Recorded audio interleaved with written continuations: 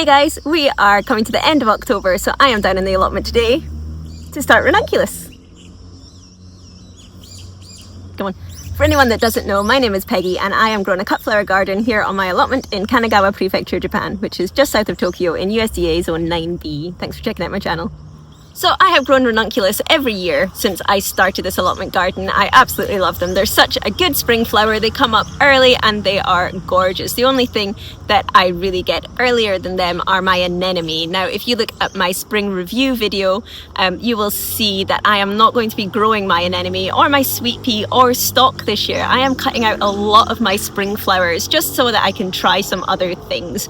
But I am going to be keeping my Ranunculus. When I grew my Ranunculus last year, I decided that there were lots that, although they're pretty, I wasn't loving the colours and I really wanted to simplify my colour palette. My problem is that here in Japan I find it very hard to source Ranunculus corms. Now a lot of people are going to be surprised by that because if you look up online you will see that Japan is actually a massive breeder of Ranunculus. It's just I don't know where they sell them. I have been looking for 4 years to try and figure out where I can buy all of these really beautiful Ranunculus that you see, and I don't know. If you know, please let me know.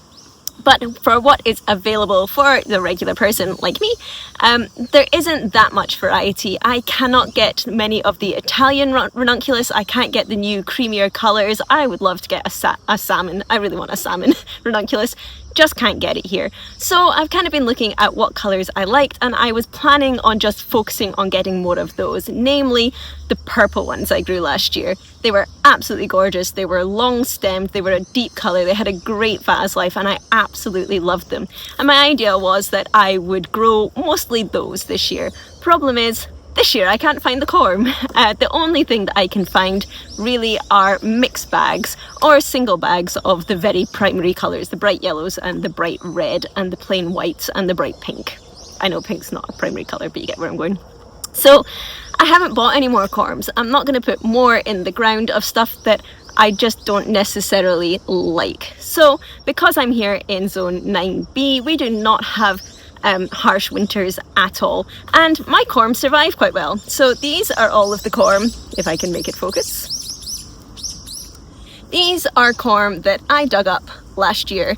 I dried them out, I separated them all, and I have been storing them in this envelope, and they've stored really, really well. So this is what I'm going to grow. This is the same as last year. Obviously I should have more because the corms do divide every year and give you more. Some of them are very small, like this guy, whereas some of them are really big, if I can find a big one.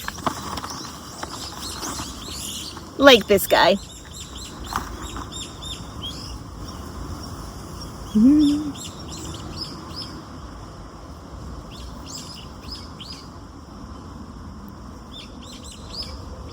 Small corm, big corm.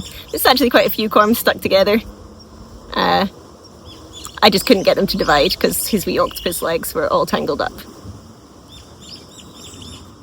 So obviously I'm going to get a bigger plant from the big corm than I am the little plant, the little corm, but I'll still get some. The only difference this year is that I also have some in my pocket. Oh, I've got two here. Like this. Now this is a Japanese anemone. You can tell they do look very, very different. They're much kind of longer legged. They're like the supermodel corm, much more spidery. Now this is one that I have been growing in my garden just in a pot for my own pleasure, but when I dug it up this year I realised it needed to be divided. There were lots and lots of the corms in there all together, so I divided it out. I've left some at home, but I thought I'm going to try some in the garden. Now the main difference between the Ranunculus that you see mostly online and Japanese Ranunculus is the way that they flower. The traditional Ranunculus, or more of the Italian Ranunculus type, are kind of lots and lots and lots of layers of petals, kind of a peony type, and they hold their petals really well, much like dahlia, where the more petals on it, the longer it's going to last in the vase, the longer it holds together. Whereas the Japanese Ranunculus are much more of an open flower with a kind of fluffy centre in them. They also grow on much larger stems, and you get 4 or 5 flowers on each stem, but you don't get as many stems from the plant. I'm usually looking at 3 or 4. Now, I don't usually cut mine because I have them as a garden plant, so I just leave them there and they last relatively long in the pot. So as a cut flower, I don't know how they're going to do because they do have that looser flower type. But I thought I have the corms, so I'm going to go ahead and plant those. I think I have 3 or 4 of those and just see how they do as a cut flower, and if moving forward I could use them to get a bit more variety because I can't get the variety and colour that I want from the more traditional Western ranunculus. Yeah. But anyway, let's get these in the ground. So when you are planting ranunculus, if this is the first time you've done it and you have ordered corm online or you have bought them in the shop, they are going to come looking like this, which is dried up crispy little octopus. Which, if you go out and plant these, they're not going to do very much. The first thing you need to do is soak them. So I have got a bucket and I'm just going to fill it up and put these in to soak them. Now, because I dug these up from the garden last year, they're all mixed up. I don't know what type's what. I can tell which ones are the Japanese ranunculus because the corms are slightly different, but colour wise, I don't know. This is just going to be a rainbow palette all going into the same place in the garden. So I'm going to fill this up and whack these in.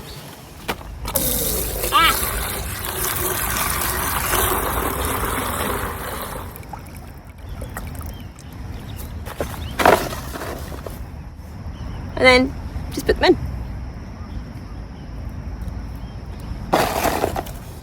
I am just checking as I go through them that none of them have developed any mold or rot while they've been in here, but they are all looking pretty good. A lot of them are very small though.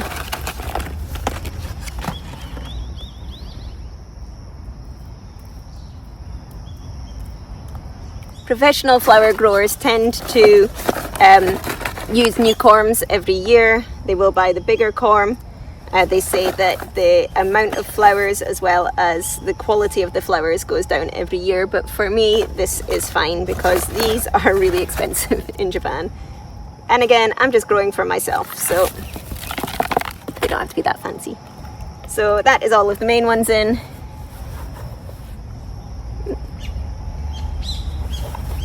And then I'll add my Japanese ones.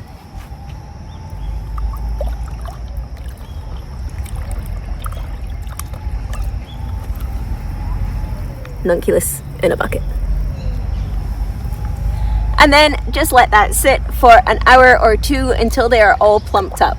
Now, some people like to leave the tap running so that there's constantly air going in here. Myself, I just come and empty the bucket out and add fresh water once, maybe twice, depending on how long it's taken them to plump up. But now we just wait. Okay, so these guys have been soaking and you can see they are all plumped up and nice, no longer skinny little dried out corm. These are all nice and juicy and ready to go in. Lovely.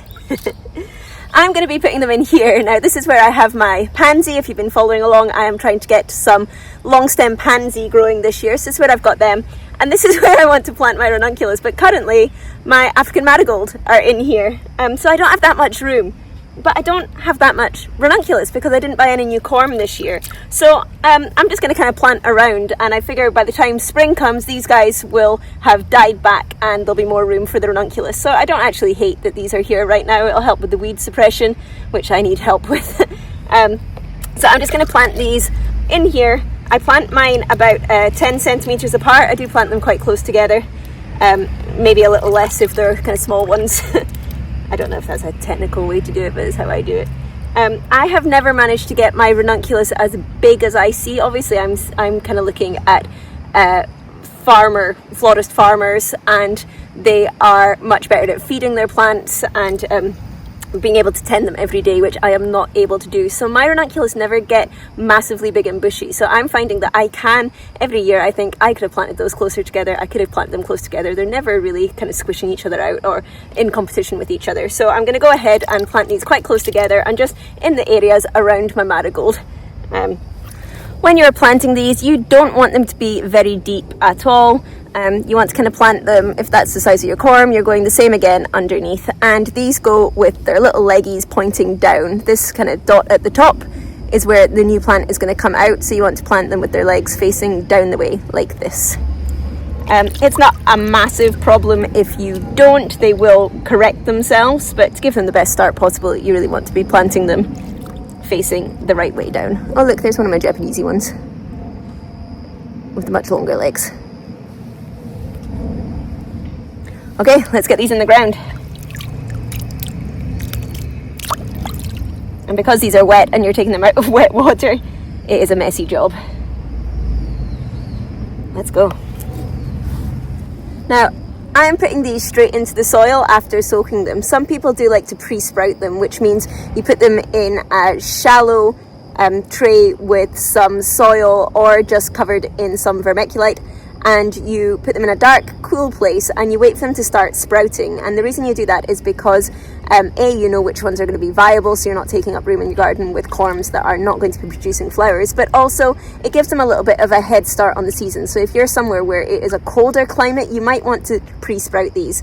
I've done that a couple of times, but I found that I lost a lot of them to rot because we're very humid here in Japan and they just didn't like sitting in that kind of constantly damp environment, and I was losing so many of them to mold. So I have had much better success in just soaking them and putting them straight out into the mud.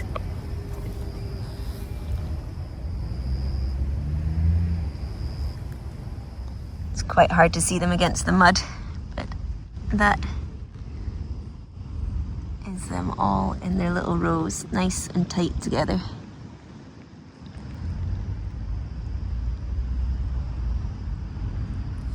Okay, so now I'm only left with my 3 Japanese anemone. Now these do get a little bit bigger, they get much taller and they do get a bit bushier. So I'm going to put these on the opposite side of my marigolds, where currently I have my freesia. My freesia are starting to come up already. If you can see in here, these guys are already starting to push up. Freesia is a video I will be doing very soon because I'm not growing them here. These are my ones from last year that I didn't lift because I have a constant problem with these coming up and doing really well and then dying off in the cold in February, and I am yet to get a freesia from them. But I've left them in to see if these guys will deal a bit better now that they've been in this plot for a year. They might have adapted a little, but I'm not holding out hope. But I am going to put these 3 Japanese anemone corm on this side so I can keep them separate and they'll have a little bit more room to bush out and hopefully get big and strong.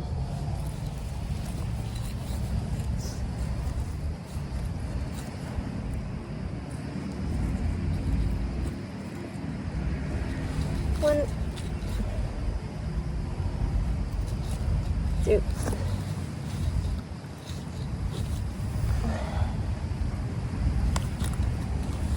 Three. Done. Filthy hands.